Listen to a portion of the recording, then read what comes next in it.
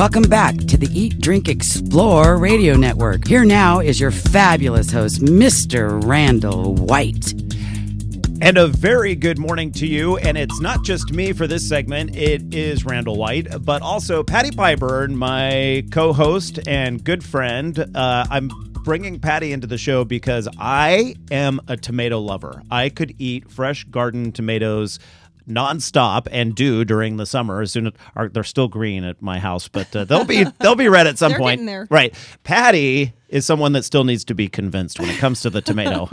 I've had a few that I as an adult that I've liked, but typically I do not like fresh tomatoes, but I'll eat them love them in all other forms, soup, sauce, sun-dried, you name it. And did you know that all the sauce tomatoes, most of the sauce tomatoes grown in the United States are grown in California, and they're allowed to turn red. Mm-hmm. But the ones that you find at restaurants or in the grocery store, at least a third of the ones you find are all grown in Florida, and they're picked green. They come off the vine before they ripen. Right. Mm-hmm. And I'm thinking that your experience might be those, and that's why you don't like them.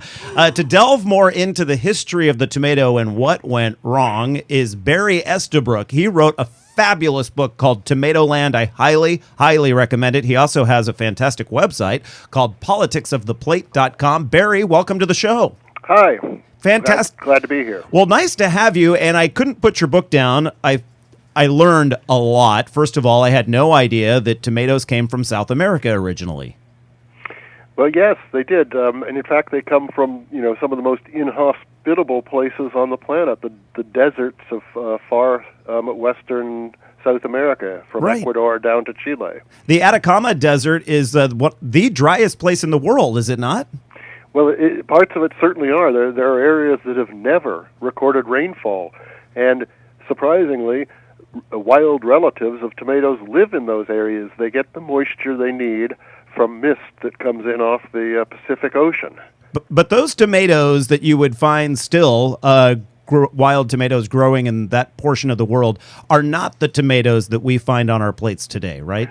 No, they're not. They're different species. They're wild cousins, I guess would be the best way to describe them, of the tomatoes that we eat. How did they make their way from that portion of South America to when people think of Italy, they think of tomatoes? When you think of salsa in Mexico, you think of tomatoes. How did that all come about? Well, interestingly, you've just put your finger on what should be described as the missing link in tomato history. All the tomatoes we eat now come from a species that grows in northern Peru and southern Ecuador. They still grow there to this day, the wild species.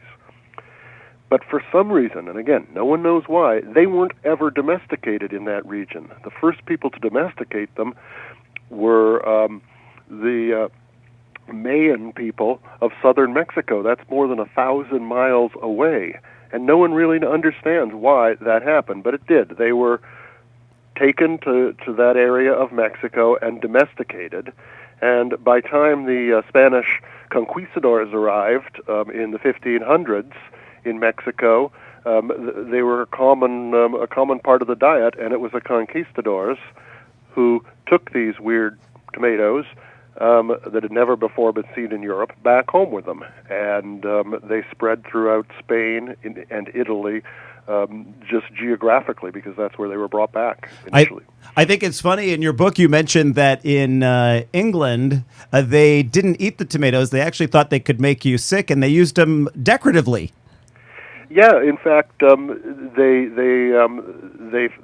described them as rank and stinking, and they would use them medicinally occasionally. They were evidently good for vapors, and they would use them as medicinal plants for eye irritations. But they wouldn't eat them. They were considered decorative, and some people in the United States in the colonial era still viewed them strictly as a beautiful decorative thing, but they wouldn't touch them as far as food.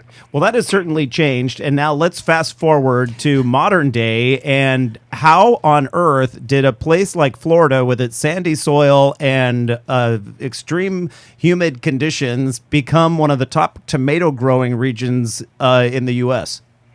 Well, it had everything to do with marketing and nothing to do with botany and horticulture, because you're right. Florida's humid. Tomatoes hate humidity.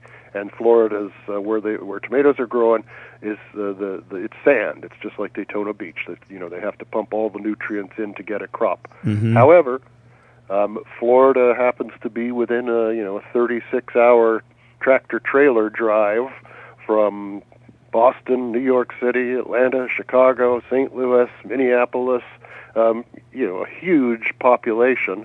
And it is warm enough in the winter in Florida to grow tomatoes, so that explains why they're growing there. Right. That would be the one thing in Florida's back pocket is that they don't freeze. So right. Proximity. Well, most of the time. Right. So they pick them green there. You start your book off that way, that you saw a truck with tomatoes falling off the back. They're bouncing on the ground, yet they were undamaged. Exactly. There was a tractor trailer going down I-75 in southwestern Florida, open top truck like a gravel truck, and it was filled with perfectly green tomatoes. There wasn't a pink, there wasn't a red, there was just green. And it hit a bump, and a few flew off and struck the pavement and bounced and rolled onto the shoulder. No harm done. I thought, my God. These are the things that I go out into my garden in the summer, and I pick a few and sort of tuck them up in my T-shirt and cradle them and consider myself lucky if they make it the 30 yards to the kitchen counter without spontaneously splitting. Right. And here they've created things that can hit an interstate at 60 miles an hour. What's happened? Right. And Barry, is that the idea behind the grocery store tomato, that it is so durable? Well, that's one of the things. I mean, they're grown to be picked green, gassed with ethylene gas, which turns them orange, even though they're not ripe, or turns them red, and shipped week, 2 weeks, no problem. You can buy a grocery store tomato and drop it on the floor, and it nothing happens to it. They're tough tomatoes. Now, there was a news article that came out just this week, good timing for this segment, that had to do with why is the supermarket tomato, why are our tomatoes in general so tasteless? And it was researchers, I believe, at UC Davis that found we had bred out something called green shoulders on the tomato because people want the tomato to be perfectly red, but attached to that green shoulder gene, if I understand this correctly, was a big flavor component. You're exactly right, and what I learned in researching the book was tomato flavor is a very, very complex thing. If you want to get a fruit that tastes like something that everyone would recognize as a strawberry, you really only need to get one aromatic chemical in your strawberry, and people will say, strawberry. Mm-hmm. Tomatoes require more than a dozen of these chemicals, none of which taste anything like a tomato. But together they do. And the trouble with plant breeding is if you breed for one trait, you often introduce traits you don't want or lose traits you do. So if the goal is to get a perfectly beautiful cosmetic tomato, like you see in the grocery store, in creating that, you may inadvertently lose some of the genes that create these all-important chemicals, and that's exactly what has happened to the modern tomato. A commercial grower in Florida, quite honestly, when I approached him about this, said, "Barry, I get paid by the pound. I don't get paid for flavor. I don't get a cent for taste. I get paid for the pounds." So breeders for the past 50 years have concentrated on varieties that grow huge quantities of tough tomatoes because that's what their customers, the big tomato growers, want. Now, Barry, I just recently visited some family in a small fishing village in Spain in an area called Galicia, and people there have garden patches, and they always have. I saw a lot of these tomatoes that were very like what we think of as heirloom tomatoes. They were gnarled, multicolored, definitely not perfectly round and bright red.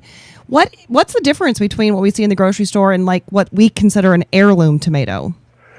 Well, interestingly, tomatoes look different the tomatoes we eat, you got everything from little cherry tomatoes to weird colored purple tomatoes to the standard red tomatoes you see in supermarkets. But those differences are pretty much skin deep. They're still, they're all the same species, all the same plant. They're just different variations that people have played with. An heirloom tomato is a tomato that is produced without having to crossbreed two species. It's an older tomato, usually over 75 years. Mm-hmm. It's been grown. They've been produced by people simply growing tomatoes, saving the seeds this year, replanting them the next. A modern industrial tomato is an heirloom, or is a hybrid, which simply means to get it, you have to breed two different parent tomatoes, and the resulting offspring is a hybrid. But if you replant its seeds, it's not going to be anything like the tomato that you got the seeds out of. Well, Barry, your book is fantastic, Tomatoland, and there's a whole center section that we were unable to get to today that has to do with the field workers. That's who you dedicate the book to, and the consequences of working in this situation in Florida that requires a lot of pesticide use. I highly recommend people pick up a copy of this book and read it. Also visit your website, politicsoftheplate.com. It's fantastic. Barry Estabrook joining us this morning on Eat, Drink, Explore Radio. Thank you, sir. My pleasure. Thank you. All right, stick around, everyone. We're talking about growing garden herbs that will complement your cocktail, and you'll be right in fashion, as it happens to be one of the top 10 cocktail trends for the year. I'm your host, Randall White. You're listening to Eat, Drink, Explore Radio, and we are back in just a moment.